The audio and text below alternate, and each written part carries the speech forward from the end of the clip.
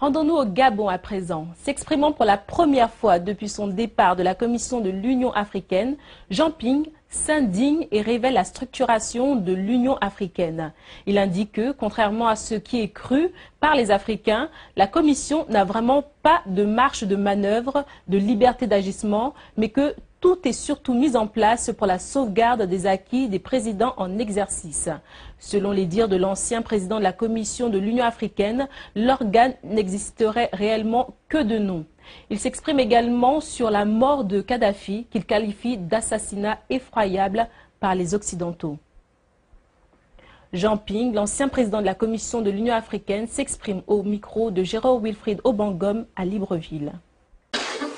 L'organisation qui a été mise en place, l'Union africaine, est une organisation qui a à son sommet les chefs d'État et de gouvernement, qui tiennent tous à leur souveraineté. Donc, voilà, en termes d'abord très simples, décevant pour vous, il n'y a pas encore d'organisation supranationale africaine.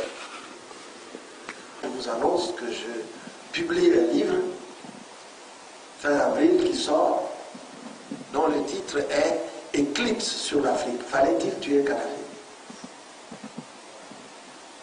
Ça va faire pas mal de bruit, donc je n'ai pas peur du bruit que cela fera. Je pense que l'Occident a commis une erreur.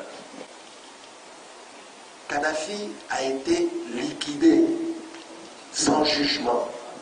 Liquidé. Je vous rappelle que ce n'est pas mon ami, il me détestait. Il a été liquidé sans jugement. Ça rappelle les escadrons de la mort. Comment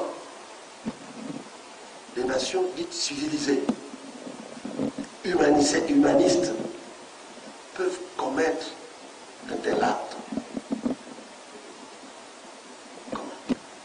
Comment ils vont justifier ça dans l'histoire?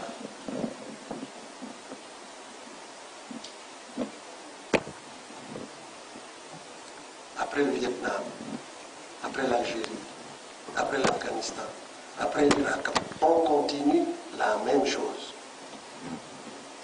C'est que vous ne voulez pas tirer les leçons de l'histoire. On a attaqué Kadhafi sur la base de 300 morts. On a utilisé le principe de la responsabilité de protéger sur la base de 300 morts. Nous sommes aujourd'hui à 130 000 morts en Syrie. Pourquoi ils n'interviennent pas? Pourquoi ils n'interviennent pas en Ukraine? Pourquoi? Jean Ping s'est aussi exprimé sur le laxisme des présidents africains, mais surtout du déclin du panafricanisme. Écoutez. Tout a été raconté sur Kadhafi. Mais Kadhafi faisait quand même avancer le mouvement panafricaniste. Il le faisait avancer. Par des moyens parfois douteux. Mais il le faisait avancer. Et nous n'avons plus les leaders d'antan, Nkrumah, bien d'autres encore, Nasser. Nous n'en avons plus. Ceux qui sont là, peut-être parce qu'ils s'opposaient à Kadhafi, ont mis en veilleuse les idées du panafricanisme. Mais ça va revenir forcément. Ça va revenir. Ceux qui pourraient parler de panafricanisme,